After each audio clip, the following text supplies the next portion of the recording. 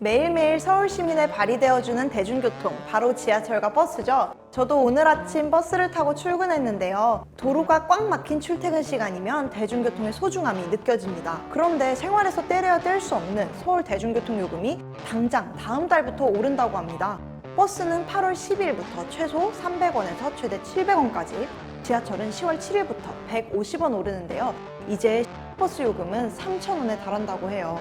요금을 인상한 건 8년 만이지만 월급도 안 오르는 상황에 집값, 밥값에 이어 대중교통 요금까지 오른다니 썩 달갑지만은 않습니다.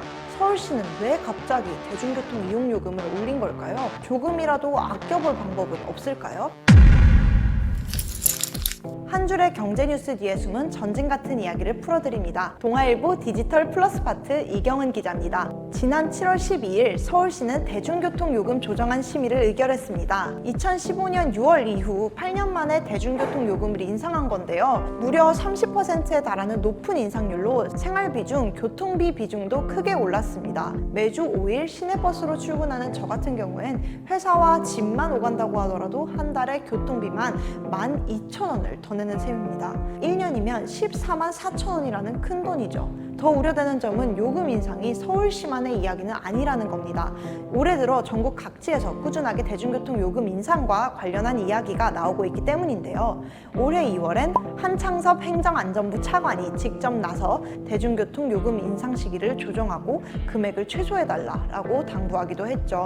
윤석열 대통령도 당시 열린 비상경제회의에서 공공요금을 최대한 상반기 동결하는 기조로 운영해달라고 지시한 바가 있고요. 하지만 이 같은 만류에도 서울시는 마침내 공공요금 인상을 단행했습니다. 도합 1조 원이 넘는 서울교통공사와 버스업계의 적자를 방치할 수 없다는 게 그 이유죠. 서울시는 8년간 요금이 동결된 탓에 현재는 승객 한 명을 태우면 오히려 700원 정도가 손해를 보고 있다며 인상폭을 최소한으로 했다는 입장입니다. 이번 요금 인상은 2025년까지 지하철은 3,162억 원, 버스는 2,481억 원의 운송 적자가 감소하는 효과를 낼 것으로 예상되지만 고물가 시대 시민들의 반응은 싸늘하기만 합니다. 적자를 줄이려다 시민의 발까지 묶는 조치라는 것이죠. 이는 통계청에서 매달 발표하는 소비자 물가지수에서도 드러납니다. 소비자 물가지수는 소비자가 일정한 생활 수준을 유지하는 데 필요한 소득이나 소비 금액의 변동을 이야기하는 표지인데요. 2023년 6월은 지난해 같은 달 대비 2.7% 상승했으며 주택, 수도, 전기 및 연료 등은 6.1%나 올랐습니다. 일부 환경단체도 대중교통 요금 인상에 반대하는 입장입니다. 기후위기에 역행하는 것이라며 외국과 같은 월 1만 원 무제한 교통패스를 도입하라고 나섰죠.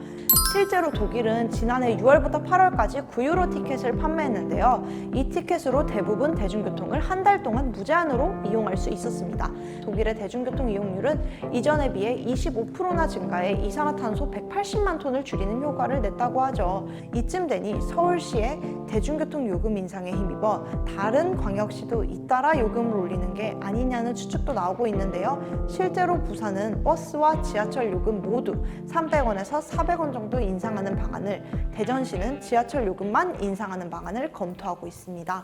전국 단위로 오르는 교통비 한 푼이라도 아낄 방법은 없을까요? 이번 달부터 혜택이 커진 알뜰 교통카드를 쓰는 것도 방법입니다. 알뜰 교통카드는 마일리지를 제공해 대중교통비를 절감할 수 있는 교통카드로 7월부터는 마일리지 월간 적립 횟수가 늘어난다고 하니 혜택이 더욱 커진 셈이죠.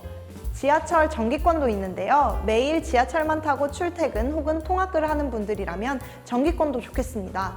44회의 금액인 55,000원에 60회를 이용할 수 있으니 한 달에 2만 원 정도를 아낄 수가 있죠. 요금이 인상되고 나면 정기권 가격도 인상되니까 꼭 인상 전에 정기권을 구매하셔야 됩니다. 오늘의 쩐해전쟁, 대중교통 요금 인상편 어떠셨나요? 쩐해전쟁에서 취재했으면 하는 경제 이슈나 영상에 대한 의견이 있다면 댓글로 남겨주세요. 구독과 좋아요 부탁드리면서 다음 시간엔 더욱 새롭고 따끈따끈한 경제 이야기로 찾아오겠습니다.